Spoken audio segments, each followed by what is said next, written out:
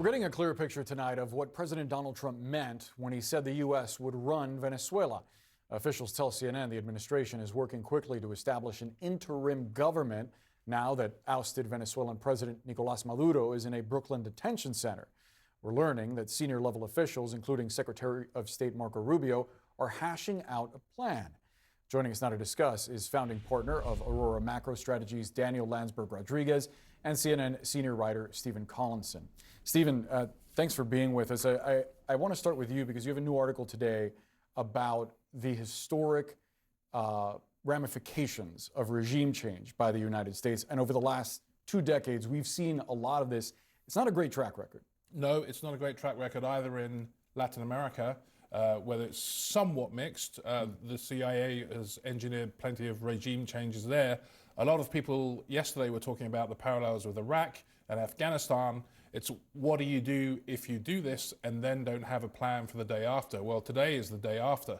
And what is fascinating, the way this is developed today, it seems like what the administration has in mind here is not regime change, but regime decapitation, followed by coercion on behalf or on the remnants of that regime for them to do the things that the United States wants to do, moving Venezuela away from drugs trafficking, opening up the oil markets, moving away from China and Russia, that Maduro wasn't prepared to do. And I think there are massive questions here. Is that a viable strategy that the United States can impose on the outside? Does the vice president here, Delcy Rodriguez, is she willing to do that? Does she have the political power inside Venezuela to make some compact with the United States, even if she wants to? So this is really fascinating how it's developed today. Yeah, no doubt. A lot of unanswered questions on what happens next. I do wonder, Daniel, as Secretary of State Rubio says that Venezuela is not Libya, nor Iraq, nor Afghanistan, that Latin America and the Middle East are apples and oranges. Do you see it that way? So, first of all, thank you for having me on the show, Boris. I would say that I agree in principle, less because of the cultural differences, more because Venezuela was for many years, people used to speak about Venezuelan exceptionalism. There's white papers from the United States in the 80s and 70s about how whether the Venezuelan model of institutional governance was actually something that could be applied to countries without huge oil reserves. So as a result of that, Venezuela has within its cultural DNA a level of institutionalism which, I think could be brought back more easily than a country like, say, Afghanistan, where you had a lot of tribal cultures, but you didn't really have, people who in living memory had remembered working, for example, as a lawyer, but, not as a broker, or working as, within the realms of, institutions without, strong armed rule. I think that that's something that might be a little bit more akin to, a post-World War II Japan scenario in which you had people who remembered Meiji. And, you had 25 years in which things got really bad really quickly, but there's still people who remember how to function in that sort of state. So I think that there's something to what he's saying. At the same time, I don't see how changing, how a decapitation actually changes very much, particularly given that Maduro was not a particularly powerful figure within the ruling party in Venezuela. He was, the arbiter of, certain factional disputes, but you really hadn't had very many factional disputes, at least recently. So, if anything, it's maybe an opportunity for a facelift for, what is really a very diseased and a unstable political ruling party. So I don't see, I think that the issue has less to do with institutionalism, more to do with the actual dynamics within the regime are tremendously complex. And, if you don't have Maduro there, there's still more toxic figures that become more powerful. Yeah, no doubt. We were just talking about Vice President Delcy Rodriguez. It's notable that the U.S. is putting so much pressure on her while the person that helped facilitate the defeat of Maduro in the last election, Maria Corina Machado, is currently abroad, and President Trump says that she doesn't have the respect within Venezuela to lead. I wonder what you made of that statement. I think that was quite shocking to people who watch Venezuela, especially because the position of the Trump government has been that Maduro and his regime are not the legitimate rulers of Venezuela, and that this opposition party, of which Machado is a key member, she basically ran the campaign, was seen as the legitimate government of Venezuela. So it's quite a shift. I guess it shows that what the US is trying to do here is walk a very fine line between going in there and knocking everything down.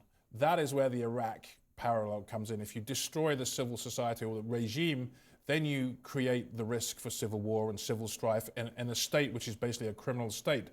That could be very bloody.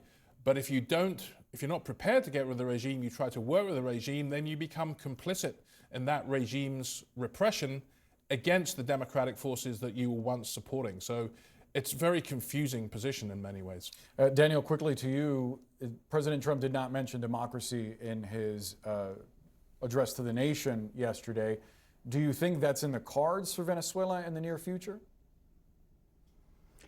So I would echo the previous point that, speaking as a Venezuelan myself, it was a bit shocking. The assumption had been that, particularly with Maria Corina out of the country, with the Nobel Prize, that the idea would be to restore the results of the election that happened on July 28th of last year, and to make sure that that election mattered. The idea of working with Delcy probably lends itself more to maybe a timeline for new elections at some point in future.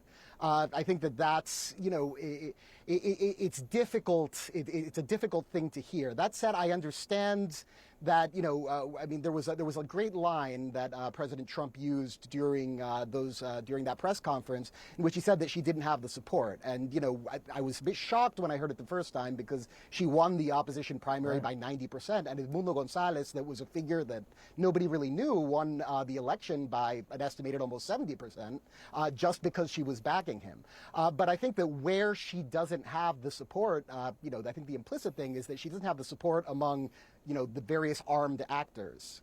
Right. And if the United States doesn't want to send troops in, and they want to do this now, I'm sure that if they waited 6-7 months, De La Espriella looks like he might win in Colombia, I'm sure he would love to send troops over.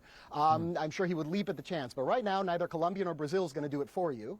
Guyana's not going to do it for you if they don't have enough troops. Where are they going to come from? NATO's not going to do it for you. So I think the issue is they don't want an embryonic government there that someone's going to have to defend, because the United States came away, rightly traumatized by the experience in Afghanistan and in Iraq, and they don't want to go through that again. Neither the voters nor the political class. So that leaves you with, really the only option being you have to work with the armed actors that are there.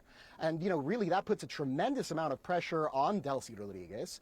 Delcy is and has been, I'd say the face of, the Chavista diplomatic corps for some time. She has good relations with, certain companies in India, China, Russia. She's a diplomat. Her brother is head of Congress, so that has good contacts in the Supreme Court. That means that institutionally it makes a lot of sense.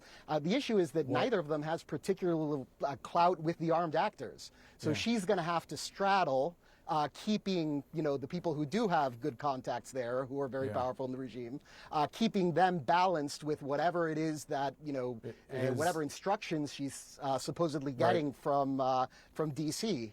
In the way that it's been framed, at least. The sort of CEO approach to leading. Yeah, it's going to be a unique challenge. Daniel Landsberg-Rodriguez, Stephen Collinson, we have to leave the conversation there. Thank you both so much. Stay with CNN.